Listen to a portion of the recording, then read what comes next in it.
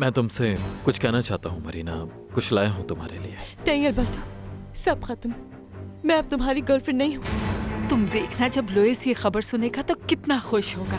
मैं जैसी हूँ वैसे ही रहना चाहती हूँ और मैं यहाँ से कहीं नहीं जा रही। मरीना बिल्कुल ठीक है, वो मिस्टर एल्बर्टो से मिलने गई है, आप फिक्र मत करें। आप सांस लें, मैं डॉक्टर को बुलाती हूँ। मैंने बहुत बुरा काम किया है एंगुस्टियस। कुछ पाने के लिए कुछ खोना पड़ता है, जानती हो ना। मैं प्रॉमिस कर चुकी हूँ कि मैं तुम्हारी जिंदगी से दूर चली जाऊंगी। तुमने ये प्रॉमिस किससे किया है मेरी जान, बताओ किसी मुझे। से नहीं। जो होना तो हो गया, कुछ भी हो जाए मैं उससे मोहब्बत की भीख नहीं मांगूंगा। तुम्हें एल्बर्टो से बात करनी चाहिए थी, मरीना से नहीं। मेरे पास इसके अलावा कोई रास्ता नहीं, कोई रास्ता नहीं। वो बहुत ज्यादा मोहब्बत करता है मरीना से। अगर ये आखिरी मुलाकात है तो मुझे इसको जिंदगी पर याद रखना है मेरी जान।